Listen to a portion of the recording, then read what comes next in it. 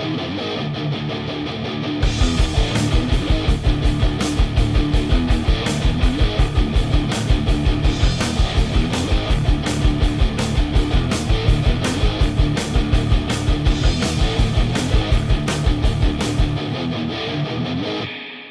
again, everyone. Welcome to another episode of Cranked and Ranked, and welcome to part 2 of our Pearl Jam discography ranking.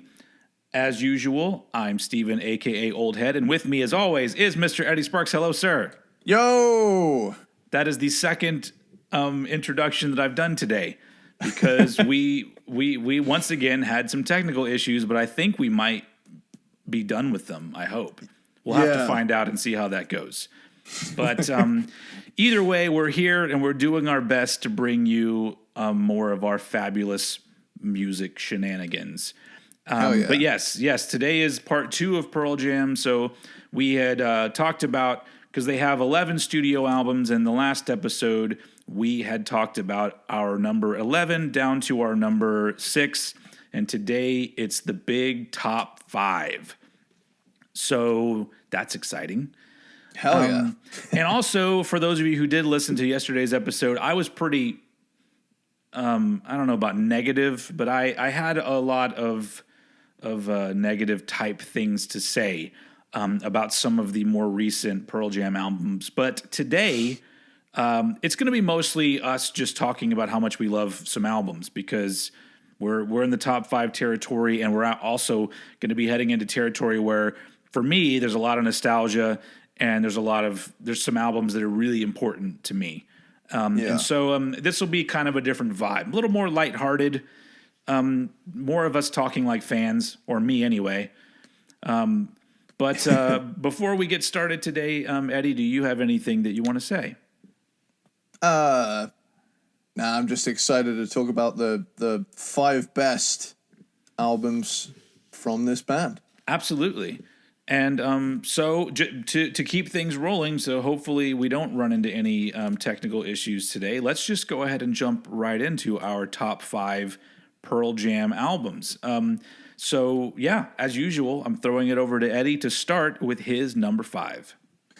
Cool. I'm actually really excited to see where we've placed these next ones, because like I've looked at so many Pearl Jam lists, and funnily enough, like the further up in the ranking you get, there's like no right or wrong answer to a certain degree. I mean, that applies to all lists, really, because it's such a subjective thing. But especially with this band, like there's so many different eras that people have come in on and can turn around and say, you know, there's some people that don't like 10, which is ludicrous to me, but you know, it's just how things work. So my number 5 is Vitalogy.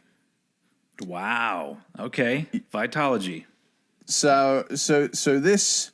Well, why did I was going to say so, but I came in with Sal. It's like a Sal. This is all about Vitalogy.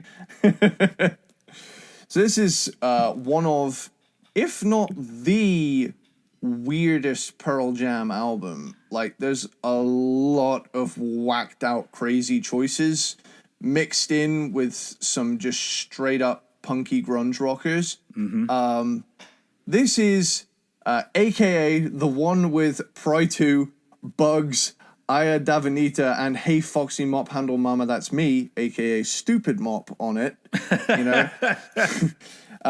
That said, you know, it keeps the staple Pearl Jam vibe of punky hard rocking songs with anthemic choruses.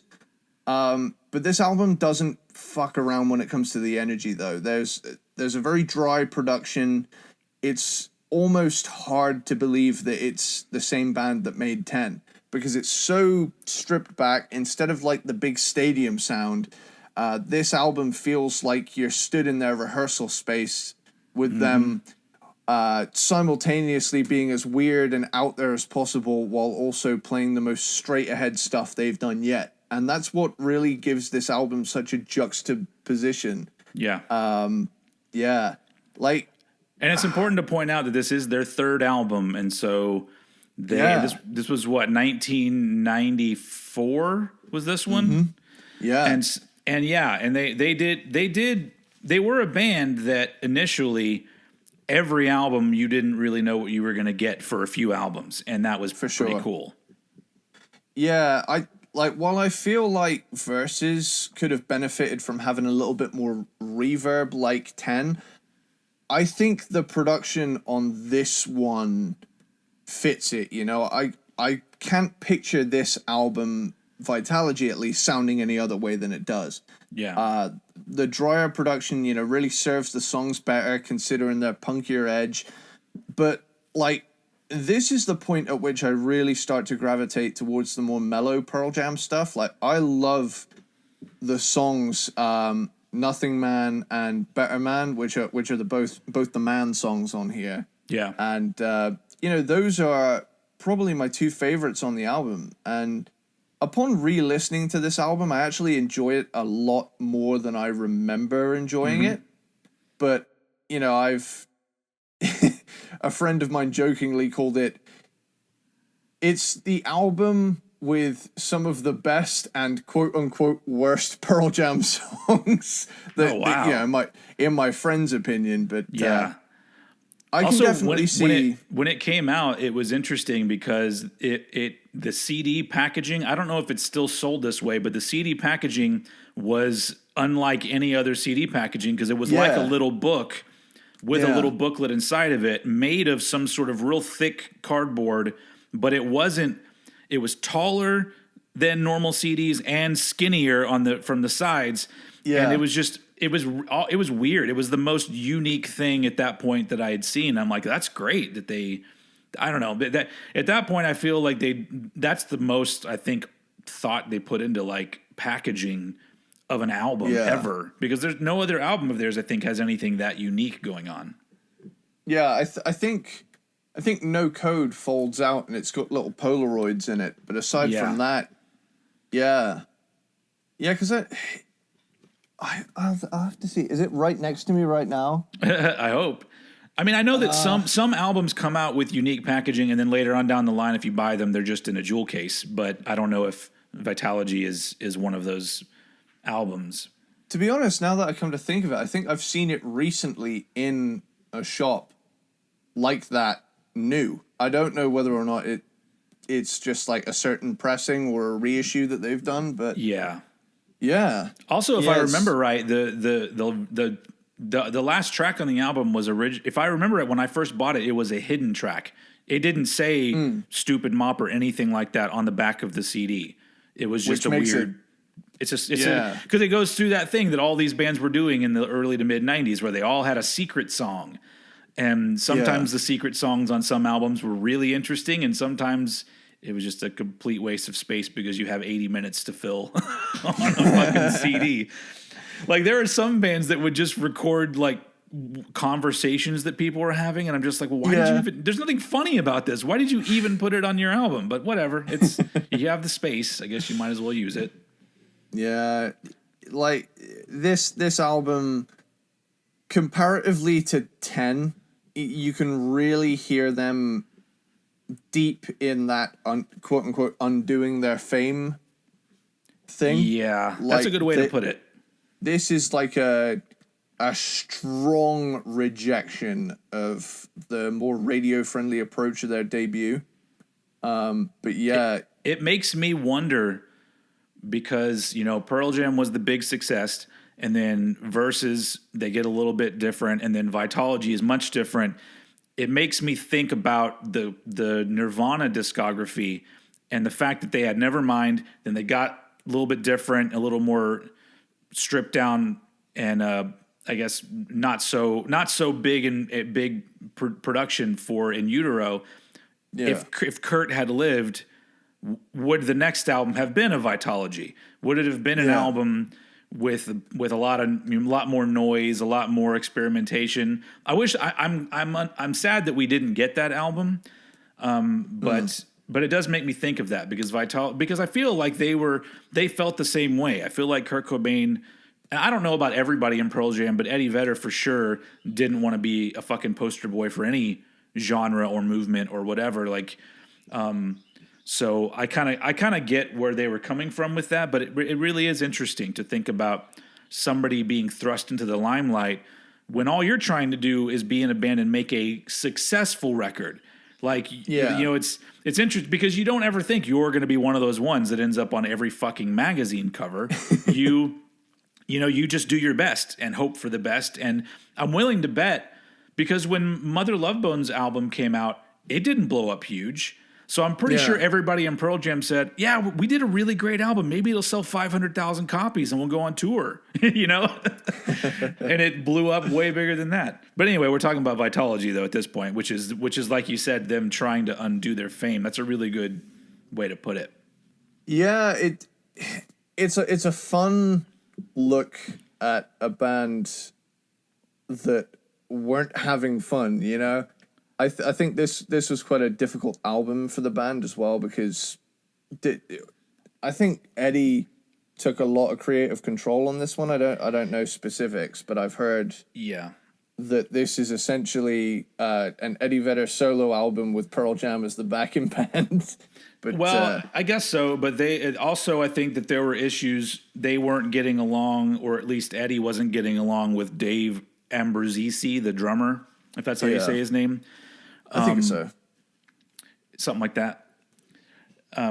So I think that there was a lot of inner struggles going on and struggles within like each person themselves. And so, it comes across in the album. And I think that's a good thing. But I'm holding my comments on Vitology.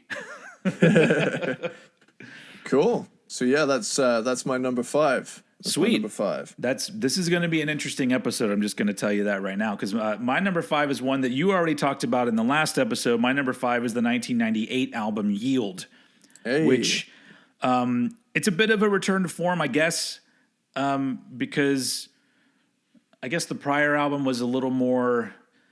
It was less rockin', well, for some tracks, and it was a little more understated. And then I think Yield.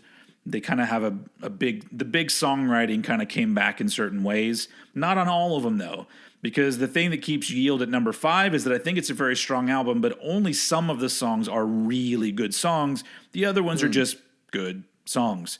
And occasionally it sounds a bit uninspired, but this is the thing I talked about last time where once they hit No Code, they became a less exciting version of Pearl Jam. So I almost feel like, Versus and Vitology is them kind of moving away from 10, but then I feel like they even wanted to move away from Vitology because I don't really know why, but if that's what it feels like to me. And then Yield is them kind of coming back and being a little bit more rockin'. I mean, the way the album starts off with Brain of J is fucking great. That is a really good song, really good album starter, which I said they're really good at starting albums. Most of the time, the first song on their album is pretty much grabs you right away. But the album immediately falls off after that, but then it's saved by songs like Given to Fly and Do the Evolution.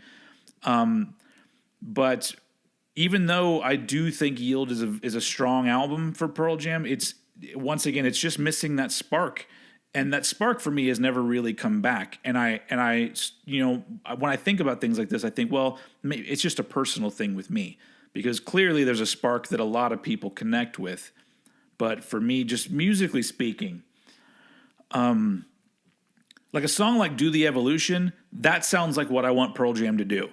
Where even the fucking riff is weird. I'm like, what are they even playing? Because it sounds like it sounds discordant. Like there's notes that don't go together in it. Yeah. And so I'm just like, well, that's fucking cool. And the lyrics are great. And I love Eddie's delivery, how he does that weird sort of gruff thing with his voice every once in a while.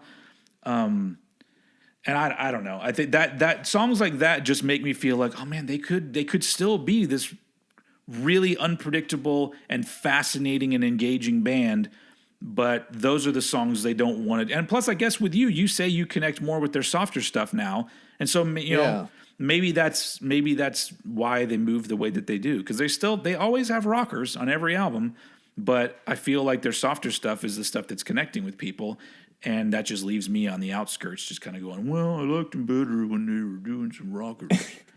But Yield does have some rockers, and it has some really strong songs. And like we talked about last time, I actually would prefer to listen to Given to Fly over Going to California any day of the week, because I think it's a really, really great song. It is a great song. Yeah. And it has a really good mood. There's a thing about it that, like, the way the guitars sound and the guitar melody in the beginning of the song, it just feels like a really powerful song.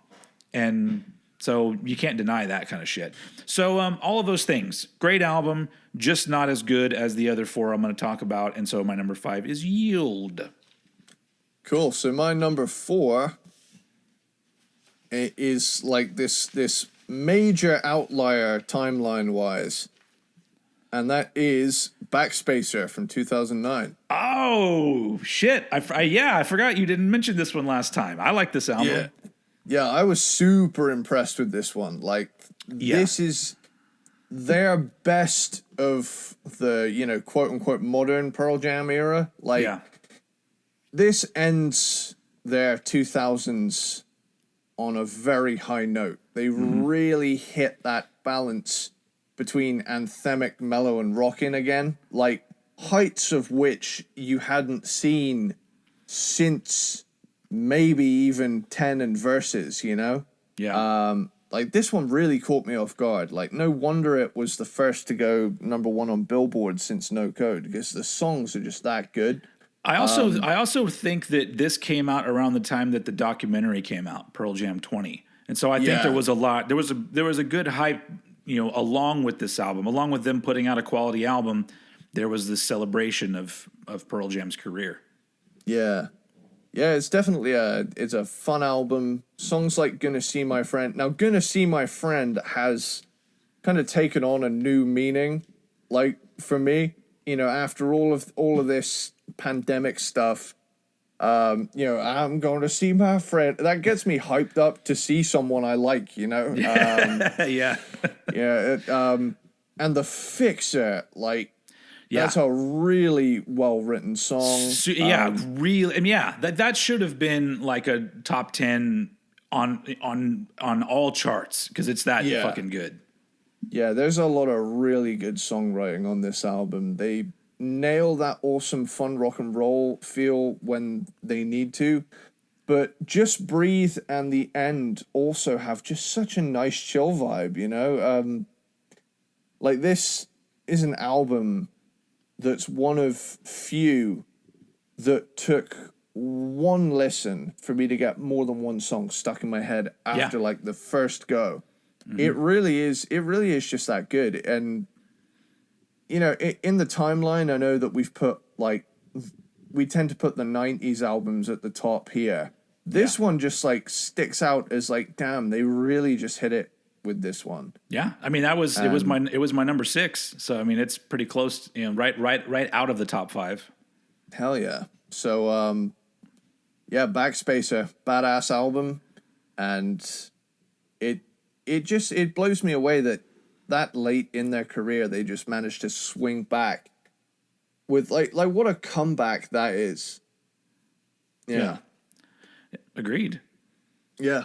That's all I have to say about that. Like I said, this is going to be an interesting episode because I already talked about Backspacer last time. So we'll go ahead and jump to my number 4. My number 4 is the 96 album No Code.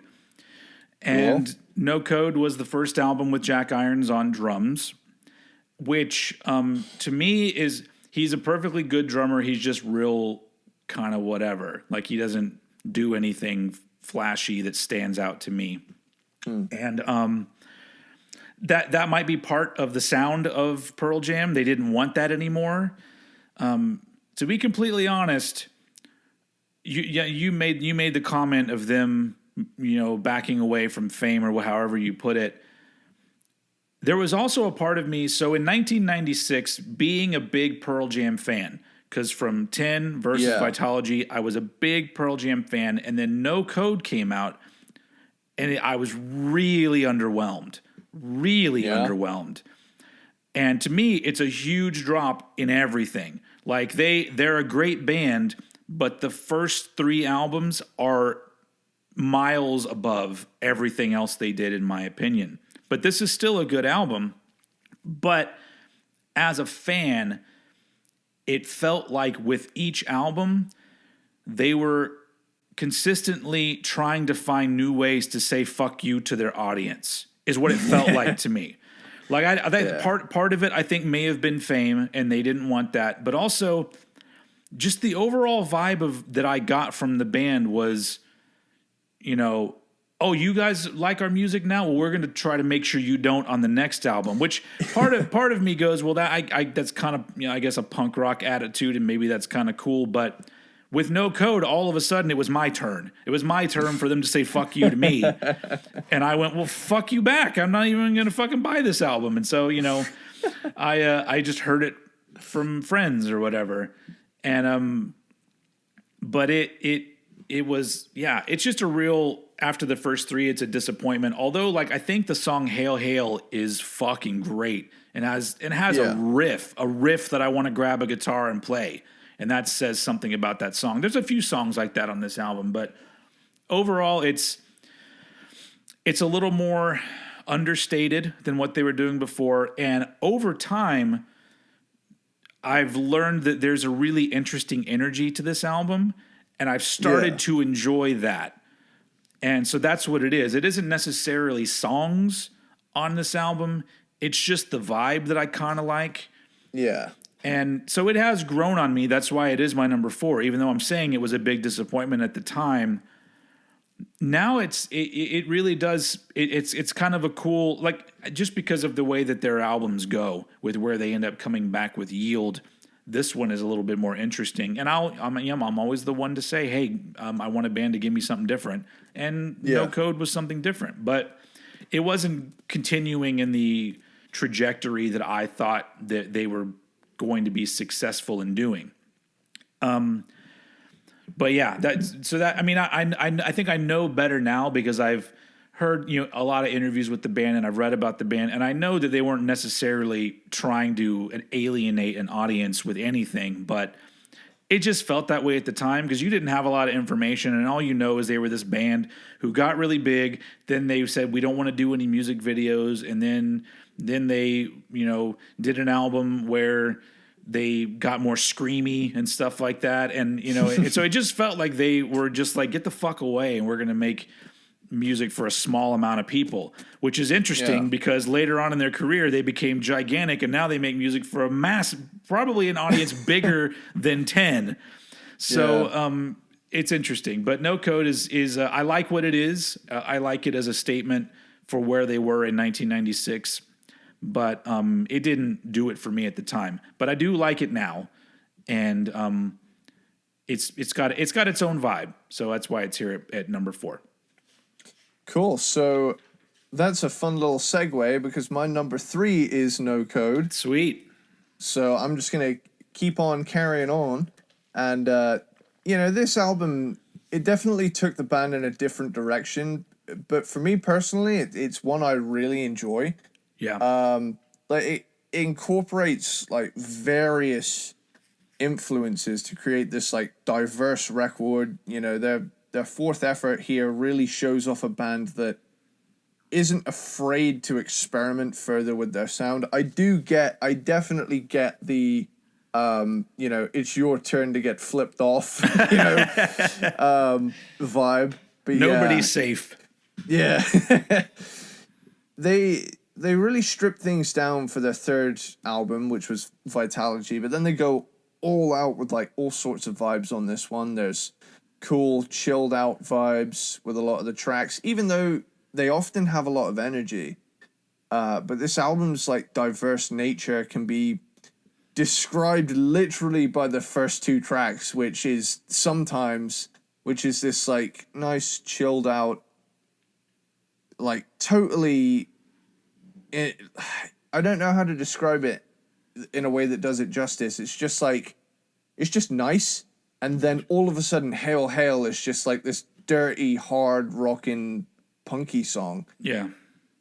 And like the opener is totally laid back, and the latter is just a punch in the face, you know. I think that's probably the most laid back opener of any Pearl Jam album. Like I can't think of another one that starts that way.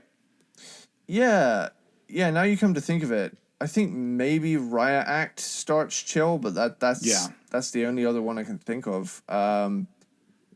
Off He Goes is a nice song, and Habit is a heavy punked out track. Red Mosquito has a cool solo in it. Who You Are and In My Tree are a couple of great tracks on here.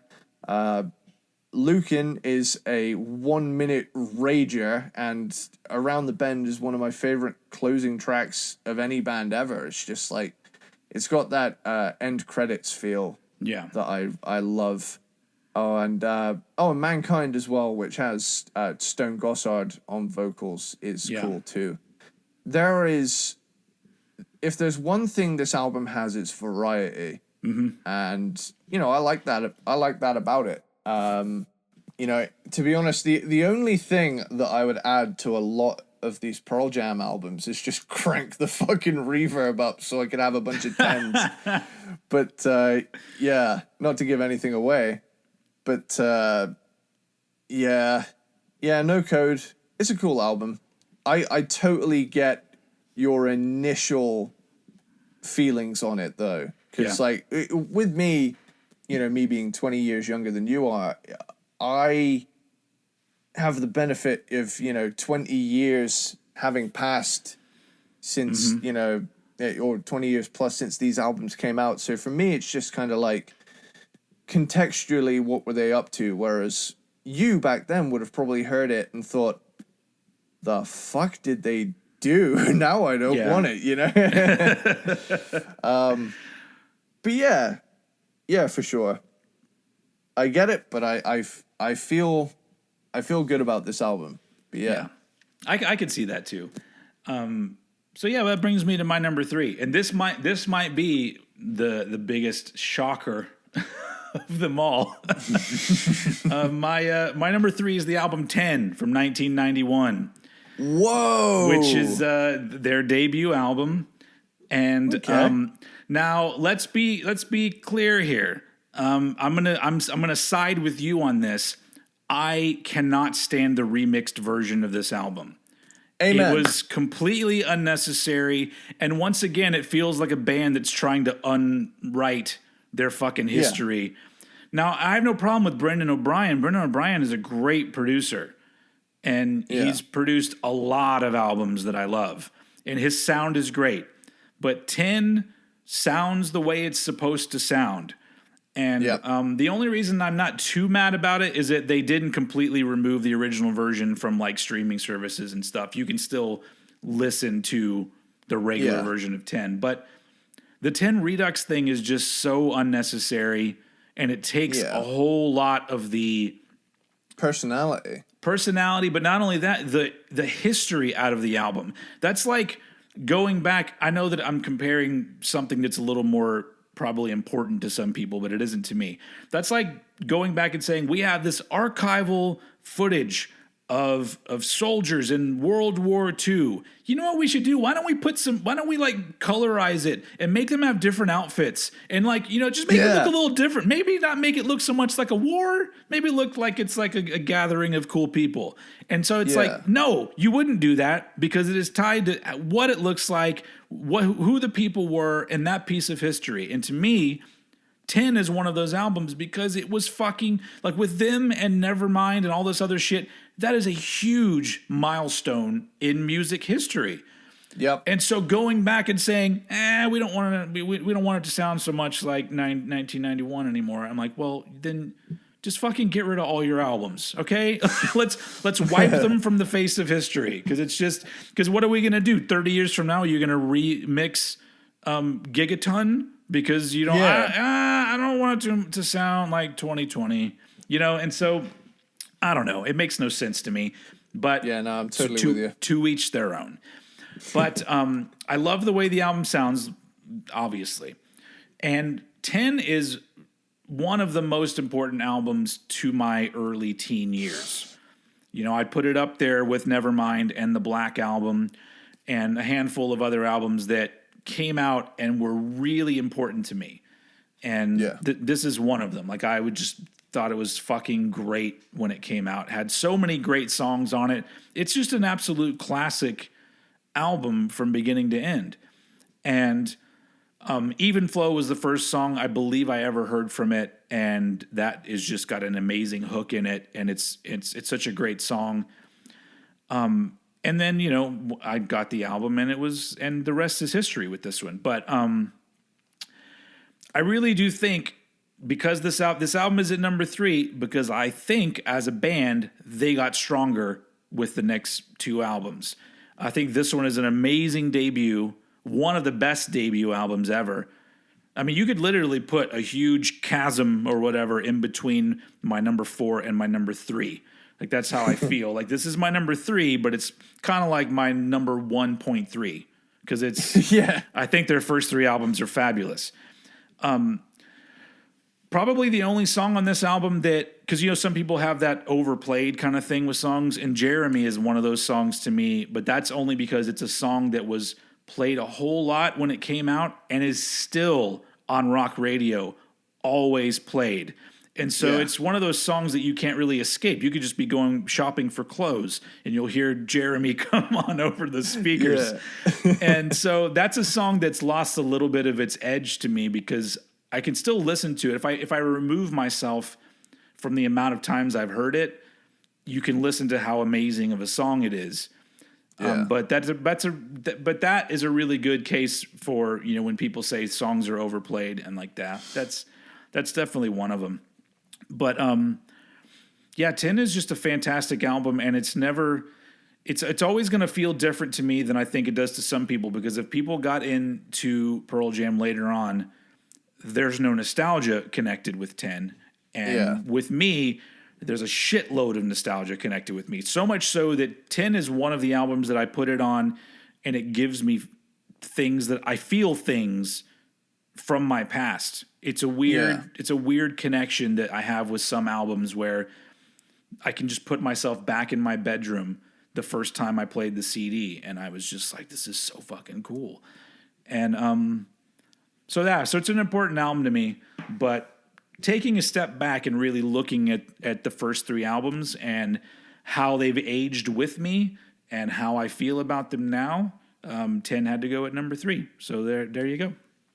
There's a cool little thing I studied during uni on the subject of like nostalgia and things like that, and how music can trigger that and stuff. And I really wanted to unpack this thing that I have, where I wasn't around in 1991. I was born right at the end of the 90s, which was 1998. And so I got really into this idea, like, how am I so nostalgic for something I wasn't around for? But because I've always just loved 80s and the first half of the 90s stuff, and to some extent the 70s. Mm-hmm. But, I looked into it for like an assignment, and it was, I think it's called Anemoia. Yeah, that's it, Anemoia. It's a nostalgia. It's a nostalgia for a time you've never known, and that's it. Nice. I found it. But Anemoia is the nostalgia you have for something you've never actually experienced. But it's a strange one, because like I would imagine you kind of feel that if you hear 70s albums, because you were born in 78. I was going to say that for some albums like the 70s, Aerosmith or Rush or bands like that, the sonically how they sound, I do have a weird feeling like, oh man, I love the way that it makes me feel. And it has got to be that, like a connection to a period of time, because I wasn't born until 78. So there's plenty of albums that I love that came out before I was born. Yeah, it's such a weird thing, but it is a thing. Yeah. Do you think maybe you were reincarnated from an old rocker back in the day that died early? He died in the mid 90s, and then he became you. Like, let's not rule anything out here. But So is that your number 3? Yeah, it's my number 3. Let's move on to number 2. I'm already at the top 2. We're blowing through these. Cool. So, my number 2 I want to know if we have the same number two, because we've only matched up once on this list, and that was with the self-titled Avocado album. No, that's true. Yeah, that was it. Yeah, so that's our only matchup. My number two is Versus. Okay. So my only gripe with this album is the sudden shift in production. You know, I do admittedly miss the heavy reverb mix from 10, Yeah. but the material on this follow-up is so incredibly strong, and with repeat listens, it stopped being a problem for me. Mm-hmm. I think it's because I'd spent so much time with 10 before I looked at any of their other material, that when I first heard, you know, the likes of Go, I was like, oh, okay. They evolved pretty rapidly then, and it took some getting used to, you know, but you know, the material, like I said, it's just so strong. The riffs are great. There's a lot of sing-along staples, and you know, the energy on this record is electric. You know, songs like Go, Animal, and Blood are these ferocious rockers, whereas like the more laid-back tracks like Daughter and Elderly Woman Behind the Counter in a Small Town offer a wide range of vibes. And one of my favorite things, I think it's on live. Yeah, I think it's on the Live with Two Legs, Live on Two Legs album, where he says, he introduces that song with, this next one's called longest song title in the Pearl Jam discography, Elderly Woman Behind a Counter in a Small Town, or something like that.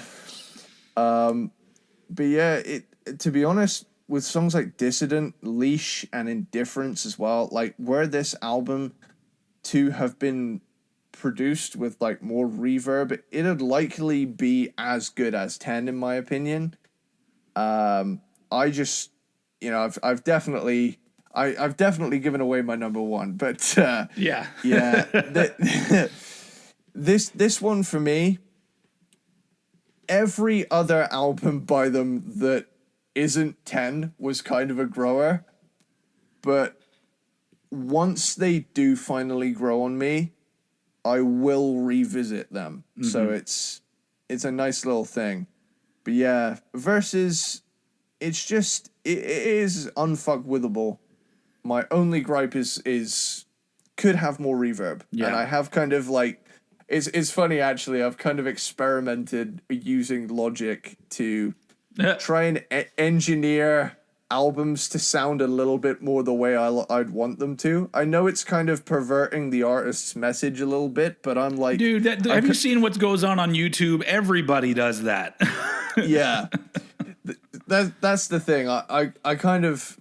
It's kind of like a secret little lockbox I have on my hard drive where I have all of these albums where I'm like, oh, I just want that tiny little bit more reverb there. I just want a little bit more tail on that snare. Yeah, Pearl Jam. Why don't you do Versus Redux where you make it sound like 10? Yeah. Oh man, I'd fund it. Yeah. But yeah, that's my number two. Versus is an excellent album. Fucking love it. But it had to come in at number two because I love one just that little bit more.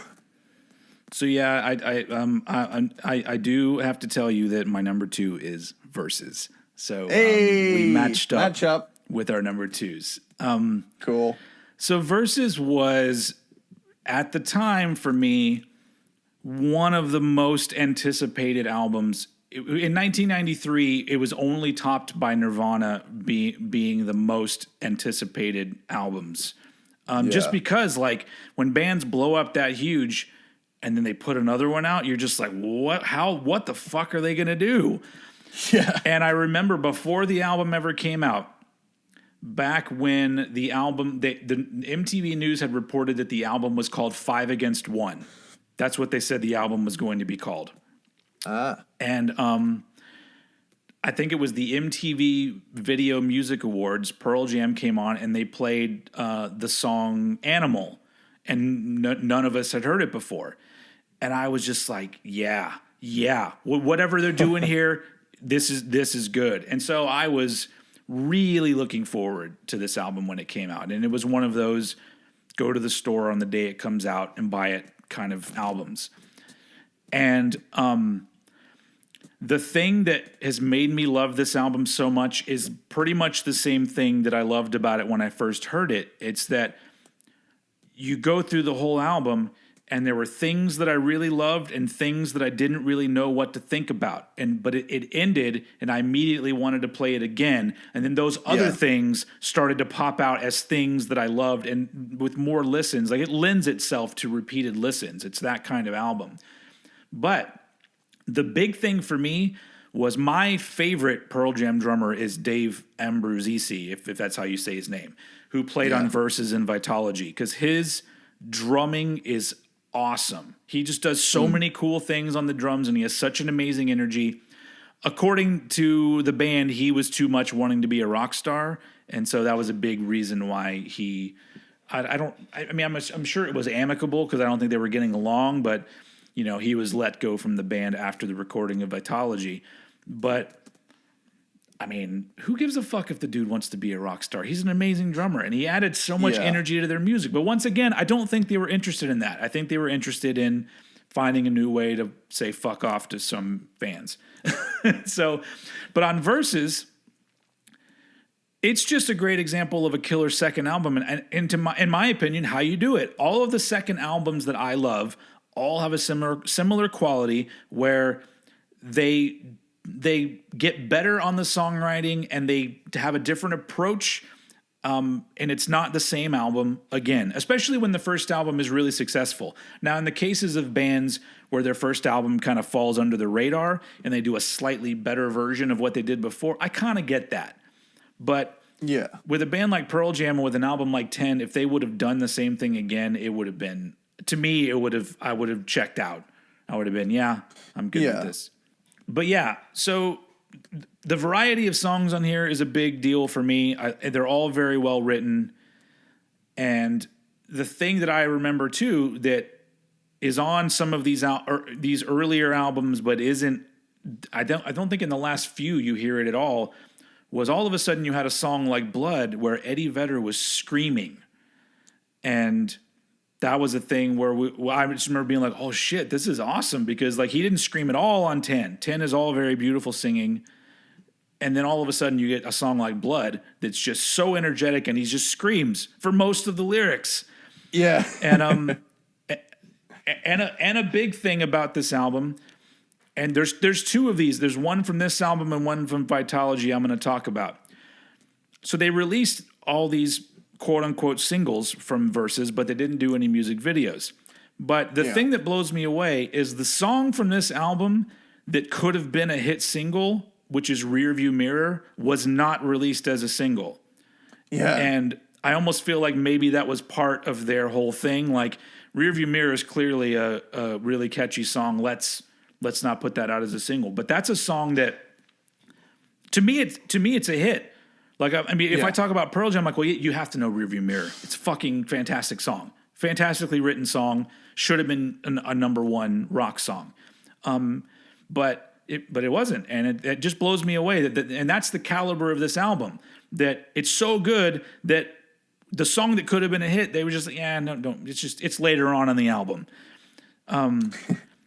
So with Versus, the thing that makes it so great for me is because it's a middle ground between 10 and Vitology. And I like hearing that growth. Because you are right. There are some songs that if you did the production a little bit differently, you could hear it on 10. And something that we haven't really talked about yet, but I think we should, because we're kind of in the middle, because we've both talked about Versus. You're going to talk about 10 in a minute. But because I love this era of the band so much, I think we need to give a little bit of love to the two songs that they have on the singles soundtrack, which is Breathe and State of Love and Trust. Because those are both fantastic songs. Like, even the songs that they weren't putting on albums, like there's a B-side. Is it a B-side on Jeremy or Even Flow? That's that song Footsteps. Amazing song. And it wasn't even one that was on an album. Like, they were so fucking good around this time that even their songs that they weren't going to put on an album are still fantastic songs. And so it's just something about this band around this time that I don't want to say that they started sabotaging themselves, because they're still a massive band and they all don't have to work another day in their entire life, and they're going to be successful forever, and they all have money and fame and whatever.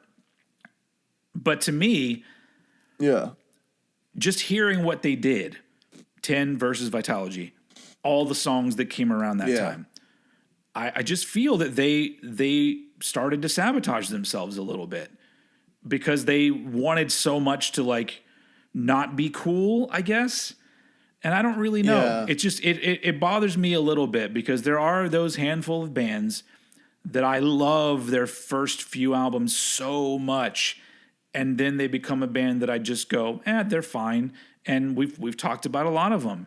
And so I think I said this on the last episode. I wouldn't be so critical of the later Pearl Jam if these first 3 albums were not these absolutely fantastic pieces of music from beginning to end. And Versus to me is they were going somewhere exciting, and Versus you get to hear the journey from 10 to Vitalogy. Clearly, Vitalogy is also my number 1, so we'll get to that eventually. But I like Versus because it's the journey from 10 to Vitalogy, and it's fucking enjoyable as hell even today. So that's my number 2, Versus. Cool. So let the gush fest begin. Woo! So my number 1, absolutely no secret, it's 10. This is probably, this is without a doubt my go-to example for first album syndrome. Because in my love for this band, this album is leagues above all the others, in my opinion. Yeah. Don't get me wrong. I really like and even love a lot of Pearl Jam after this album. But in a gun to my head scenario, I'm grabbing this one in an instant. So, yeah, if there's a fire in your house and you have to grab one Pearl Jam album, this is the one you're grabbing. Yep, I'm grabbing my 10 picture disc. Oh, nice. Yeah, like this album is one of the greatest rock albums ever made. Like across the board of any genre, this is a classic in the truest sense of the word. And the whole mix is swimming in an ocean of reverb, which is something you all know I love and think is the coolest shit in the world. I will say here, I know it also violates the very loose original track listing gag we got here on the show, but my favorite version of this album is the 14-track one that has Wash and Dirty Frank on it as well. Oh, okay. And I never knew any different. You know, I naively thought, 10, that's got 14 songs on it, and one of them's a live one. You know, it's a live version of Alive. Yeah, Wash was a B-side on one of those singles. I don't remember which one. And I'm just going to say this. I think Wash is my favorite Pearl Jam song. Oh, yeah, wow. for some reason, there's just something about it. It feels like an even vibier Oceans, and I love everything about that song. And Wash is exactly why I love 10. And it's not. Can I ask you a question though? No, because you know the album very well. Can you understand why Release is an amazing last song? I mean, that is a really great closer to the album. It is. It like that's the thing.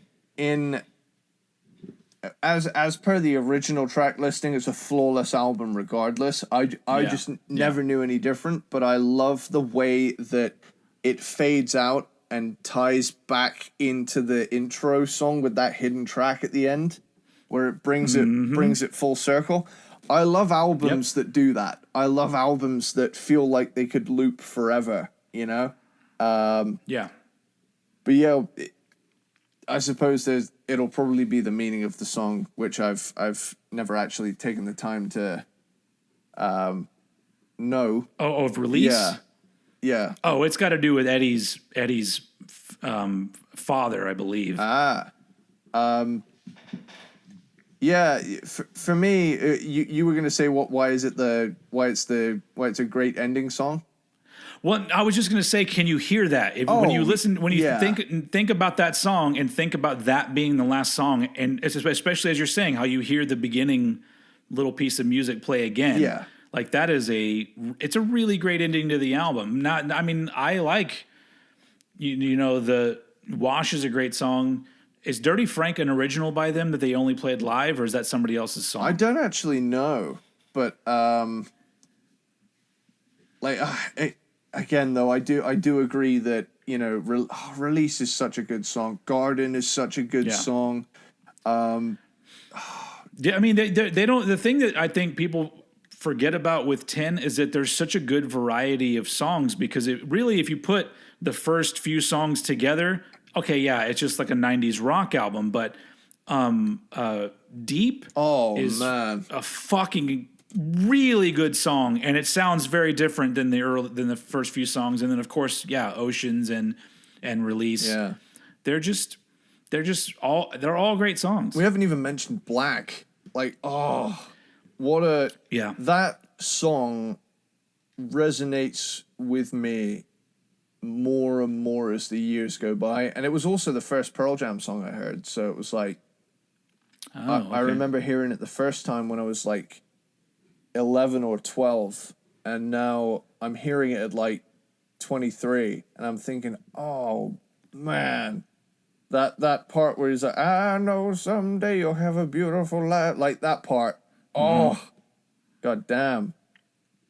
Yeah. There's just something about this album, man. It's got like that hypnotic, otherworldly feel to it. It's almost like there's certain albums, especially during this time, the late 80s and early 90s, that really take you somewhere else, and it's like in your head, you're not even like visualizing the band playing. It's just like this otherworldly entity that's just like, it's kind of like hypnotic, I suppose would be a good way to describe it. It just has that effect on me. Which is also funny enough, the song Porch. Yeah. It's a great song, but I actually really love the MTV Unplugged version of that song, especially watching it, because I remember when that Unplugged episode aired, and that song just built to such an energy, and then it had that part where Eddie stands on the stool and he writes pro-choice on his arm, and it was just everything about the performance of Porch on that Unplugged. I'm just like, God, this band kicks so much ass, and but I do like that song. But like whenever I hear the album version, I go, "Oh, this is really good." But I really would like to listen to that Unplugged version. Yeah, which is weird for me because normally I look at those Unplugged albums and I go, they're fine. But the Pearl Jam one's pretty damn good. Yeah, it's 10, a badass album, strong, lasting legacy for a good reason, and I love it. I know that you do. I love it too, but not as much as I love my number one. My number one is Vitalogy from 1994, the third Pearl Jam album, and the last with Dave Ambrosisi on drums. But he sounds fucking fabulous on this album, and the intro of Last Exit, it's just so good. It's a great riff. It's got an odd time signature, and it just. The build of that song into fucking Spin the Black Circle. Yeah. And then I'm pretty sure after that, doesn't it go into Not For You after that? Like, just fucking take all my money for this album. Like, it is just so. This is, to me, Vitalogy is the greatest energy that Pearl Jam ever put down on an album. And although, like, I do like the production on 10, The production on Vitalogy, I love it because there is a separation in the instruments, Yeah. and they're all mixed perfectly to where, like you said, it is kind of like you're in a room listening to the band play, and there's such an amazing energy because of that. But I just love the fact that this is an album where they were clearly pushing the envelope, but still making fantastic songs. And I mean, so before this album ever came out, my brother worked at a video and CD store, and he got a promotional 7-inch single that had Spin the Black Circle on one side and Trimmer Christ on the other side. Yeah. So before this album had ever come out, I heard those two songs, and I was just like, this is what they're doing now? Holy shit. I was just like, Pearl Jam are unstoppable. They're just, each album excites me in a way that I didn't expect to be excited. And Vitalogy is just an engaging and enjoyable album from beginning to end. And all I know is that there's another song on this album that absolutely could have been a hit song if they had been doing the singles thing, and that song is Corduroy. Corduroy is so fucking good. And once again, it wasn't a single.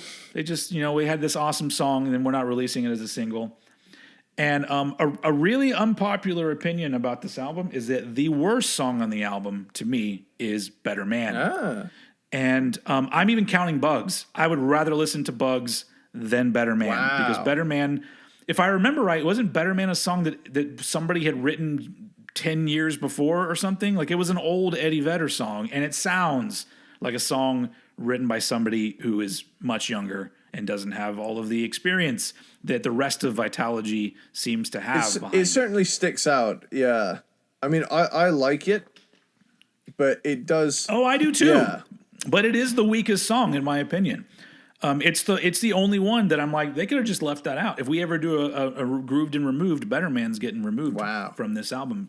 Well, in my opinion, it probably won't end up happening because people fucking love that song. But I love the weird little songs that don't really have any place on the album, but they're just there. And because all of the other songs are so strong, and the whole vibe of this album is just a band that is just, it feels like they're uncomfortable with what they're wearing, and they're just trying to get out of it. And it just has that feeling of a band, just like the chains they've broken free of the chains, and now they've made the album that I guess they always wanted to make. Now, if you listen to their whole catalog, you get the feeling that maybe this wasn't the album they wanted to make. It at the time, it's just how it came together. But to me, it always feels like the ultimate statement, the biggest musical statement that Pearl Jam ever made. Some albums have more of a political statement, and I'm behind them on that. And other ones definitely have a vibe where you knew they were going for some specific thing.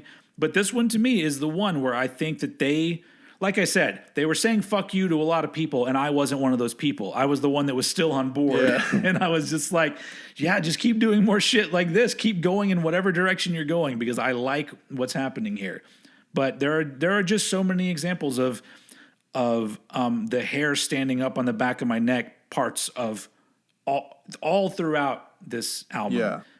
And honestly, for a little bit, the 2 and 1 were swapped. When I was first putting my list together, Versus was number 1. Yeah. Because I was like, oh yeah, it's got so many classic songs and it's a cool middle ground between the two albums. But then I decided to go back and listen to both albums in full. And that was the one thing that I noticed was I listened to Versus and I was like, God, so many great songs. But then Vitalogy, just sitting on my front porch listening to an album, I just was overcome with this energy that I'm just like, this album affects me physically. Yeah. And so it has to be my number 1. And so, yeah, absolutely. I love Vitalogy. I think it's and it still sounds really good today. Like, it's an album that isn't tied to a time. Like, I like the way that 10 sounds. It sounds like a 1991 album. Vitalogy, on the other hand, you could put it on for somebody young that doesn't know it and be like, well, what year did this come out? And it probably would be like, I mean, they might guess the 90s, but it's just one of those things where there's no specific stamp on when it came out, which that could be a testament to how good of a producer Brendan O'Brien is. Because Brendan O'Brien, man, I was just looking at the albums that he did. He did Dogman by King's X. Yeah. He did Evil Empire by Rage Against the Machine. Fuck. He did Issues by Korn. He did Crack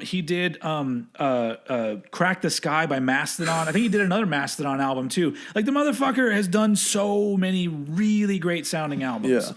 And so I'm totally behind Pearl Jam wanting to work with him so much, because from what I've read about him, not only is he a really great producer for getting a really energetic sound from a band, but he's also a guy that doesn't bullshit around. For sure. Like, he's a dude that the band comes in and he goes, okay, what kind of sound you want? Cool, let's get that right now. Like, he's just one of those dudes that knows what he's doing. And I believe prior to him being on his own, he did engineering for like Rick Rubin and stuff like that. So I think he's a dude that he came up knowing his shit.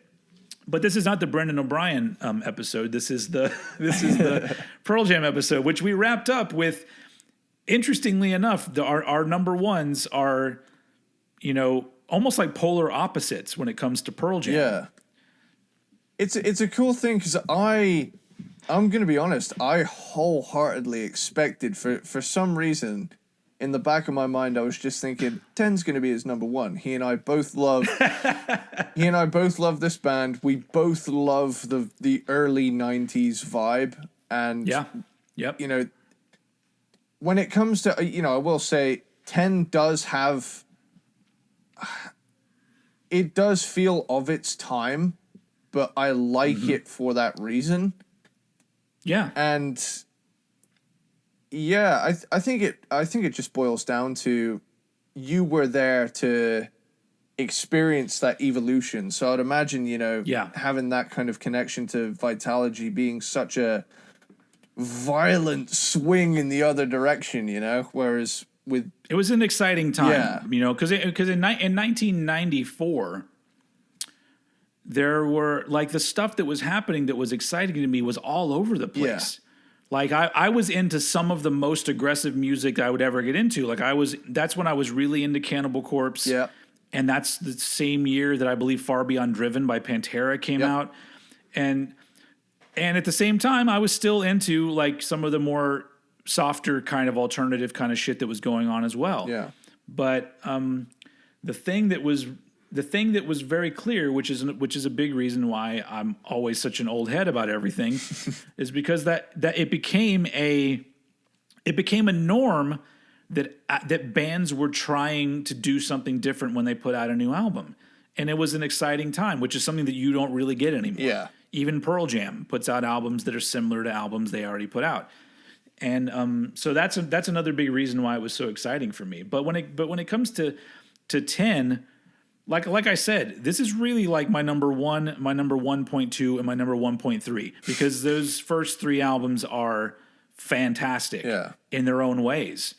And I almost feel like you can't, like, if I listen to 10 all the way through, I immediately have to put on Versus, and then I immediately have to put on Vitalogy, and then I go, cool, I'm done with Pearl Jam for right now. Because that's just how I feel about it. So there's something to be said about a band that, even though I wouldn't consider myself a huge fan of them, the fact that they do have these 3 albums that still affect me in such a way today, whether it be from nostalgia or whether it be just from the pure discovery and I don't know what it would be, just drive that the band had when doing some of their stuff. Now, whether or not they were truly happy doing the music they were doing when they did Vitalogy is a totally different story, and I don't really know. It's just hearsay or things that you gather from interviews. But they're all fantastic albums. So they're all 3 of them are number 1 for me. Hell yeah! Well, right on. Cool. Well, we did it. Pearl Jam, man. So that's it. The big 4 of grunge, which I haven't said the word grunge very much because I don't really feel that any of their albums sound like grunge. Yeah. Like, I don't even 10 sounds more just like an alternative rock album from the 90s. It doesn't really have grunginess to it. And even Mother Love Bone Mother Love Bone, I equate more closely with Jane's Addiction or something than I do with Soundgarden or Mudhoney or somebody like that. So it's weird that they get called one of the big four of grunge. Yeah. But I get it because grunge became a thing that was bigger than a sound. It was like a musical movement of things that were kind of stripped back a little bit. Yeah, it was more to do with where it was from and what it looked like rather than what the music actually was. Yeah. Yeah. Which is interesting because if it was all about where it was from, then Queensryche is also a grunge band. And Heart would also. Metal Church, that's a grunge band right there too. Damn. But yeah, that's it. We've done the big four of grunge. Where do we go from here? Somebody commented that since we've already tackled Pearl Jam, next is Stone Temple Pilots, and I absolutely agree. I support that decision. The next time we get around to a quote unquote alternative rock band, I think that it would be a good idea to tackle Stone Temple Pilots. Yeah, and the cool thing as well about it.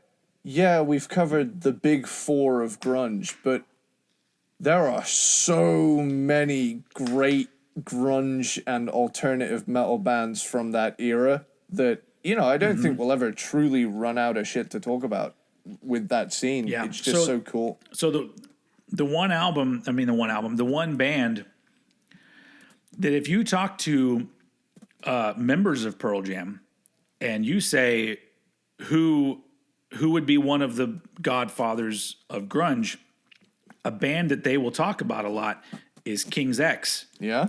Which is a band that I would like to rank their discography.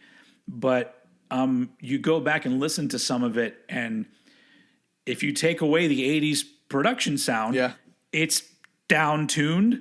There's a lot of rhythmic sort of like grungy kind of riffs to it. And apparently they were a really big influence on some of the members of Pearl Jam and other grunge bands. I could totally hear it. So yeah. So that's eventually we'll get to that as well. I'm on a big King's X kick just because I'm in the middle of reading the autobiography. I guess it's kind of an autobiography. It's like an oral history. Cool. But anyway, we're getting off on a tangent we don't need to be on, and we've tackled Pearl Jam. So before we wrap up this episode, any last words from you? Wow. Like, this was definitely it was a fun one to go back through because a lot of their albums I don't revisit often, but when I do, I find a rewarding couple of nuggets in there, And this was a good excuse to rediscover how much I like even some of last episode's picks. Yeah, really, it's just with Pearl Jam, we have our favorites, and that's okay. Yeah. But it's fun to explore every now and again. True. And you know what? And at the end of the day, Pearl Jam still remain a band that when they put out a new album, I'm going to go check it out. For sure. I haven't completely jumped off. So that's something to be said. Plus they have a fantastic fan base of fans that love what they do. And that's really interesting coming from a band that seemed to want to be alienating people, that they've now become more massive than they probably thought that they would become. But you know what? At this point, I guess it's more of a sweet kind of deal when you hold on to your integrity and you do the things that you want to do, and you still sell out stadiums when you play a concert. Hell yeah. Cool. So on that note, we'll wrap up this episode of Cranked and Ranked. We're going to be coming back next time with something from the other side of the rock and roll spectrum. Oh yeah. From the grunginess. And hopefully we'll have, because this time we only had one real technical issue. Well, now we had some at the beginning. Never mind. Hopefully next episode we don't have any technical issues. I don't even know why I talk about them because it'll be edited in a way that nobody even knows. They won't see the 30-minute long setup this one took. Maybe we'll figure shit out, and then we'll have an easier easier one next time. But yeah, we'll be back next week with another discography for you. It'll be a fun one too. Yeah. I'll tell you that. And but yeah, on that note, I'm going to go ahead and throw it over to Mr. Eddie Sparxx to once again take us out. Later, dude, dude, dude, dude, dude, dude, dude, dude. I was like, how long is he going to keep it going for?